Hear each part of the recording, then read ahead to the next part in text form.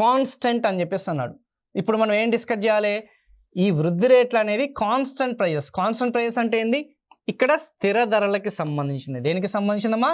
స్థిర ధరలు అనేది ఏదైతున్నాయో ఆ యొక్క స్థిర ధరలు ఏదైతున్నాయో ఆ స్థిర ధరలకి సంబంధించిన ఆ యొక్క వృద్ధి రేట్లు అనేది ఖచ్చితంగా మనకి ఎగ్జామినేషన్లో అడిగే ఛాన్సెస్ ఉంది.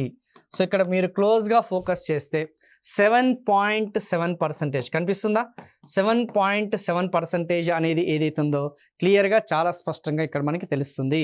సో 2022 2023 ఏదైతే ఉందో 2022 2023తో కంపారిజన్ చేస్తే ఆ యొక్క వృద్ధి రేట్లు అనేది చాలా స్పష్టంగా చాలా క్లియర్గా ఇక్కడ మనకు తెలుస్తుంది. సో నెక్స్ట్ స్లైడ్లో ఇంకా ఇన్ డీటెయిల్డ్గా మనకి దీనికి సంబంధించిన అంశాలు ఉంటాయి. సో చెప్పే కదా, కాన్స్టెంట్ ప్రైస్ ఏదైతున్నాయో స్థిర ధరలు ఏదైతున్నాయో 2023 2024 సంవత్సరానికి ప్రపంచ ఆర్థిక వ్యవస్థ అంటే ఇక్కడ పోల్చడం అనేది మన తెలంగాణ ఆర్థిక ముఖ చిత్రంలో ఆ యొక్క జాతీయ స్థాయిలో వృద్ధి రేట్ అనేది చాలా క్లియర్గా మెన్షన్ చేశారు.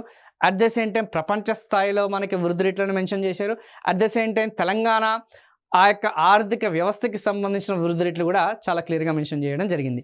సో ఇక్కడ మీరు క్లోజ్గా అబ్జర్వ్ చేస్తే ప్రపంచ ఆర్థిక వ్యవస్థకి సంబంధించిన వృద్ధి రేట్లు అంటే అన్ని దేశాలు కలిపితే ఓవరాల్గా చూసుకుంటే ప్రపంచ ఆర్థిక వ్యవస్థకి సంబంధించిన వృద్ధి రేటు 3.2%. అదే భారతదేశానికి సంబంధించిన అన్ని రాష్ట్రాలు అన్ని కేంద్ర పాలిత ప్రాంతాలకి సంబంధించిన భారతదేశ ఆర్థిక వృద్ధి స్థిర ధరలమ్మ మళ్ళీ రిపీట్ చేస్తున్నాను, కాన్స్టెంట్ ప్రైజెస్. అభ్యర్థులందరూ కూడా ఎవరైతే ఈ కాంపిటేటివ్ ఎగ్జామినేషన్స్కి ఎవరైతే ప్రిపేర్ అవుతారో మళ్ళీ రిపీట్ చేస్తున్నాను, మనకి ఖచ్చితంగా ఎగ్జామినేషన్ పాయింట్ ఆఫ్ వ్యూలో స్థిర ధరలు ప్రస్తుత ధరలు అని చెప్పేసి చాలా స్పష్టంగా ఎగ్జామినర్ వచ్చేసి అడిగే ఛాన్సెస్ ఉంది. ఎప్పుడు కూడా జాతీయ ఆదాయపు లెక్కలు అనేది స్థిర ధరలు అనేదే ప్రామాణికంగా తీసుకుంటారు. ఎందుకు?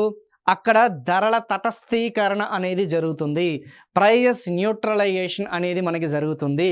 ఆ యొక్క ధరల యొక్క పెరుగుదల ప్రభావం అనేది ఏదైతుందో ఆ ప్రైస్ చెక్స్ అనేది వాళ్ళు తీసి ఇన్ఫ్లేషనరీ టెండెన్సీస్ ధరలకు సంబంధించిన ద్రవ్యోల్బణానికి సంబంధించిన ఆ యొక్క పరిస్థితులు ఏదైతున్నాయో వాటిని నివారించి తటస్థీకరణ చేసి మనకి వృద్ధి రేట్లు అనేది స్థిర ధరల్లో నమోదవ్వడం జరుగుతుంది.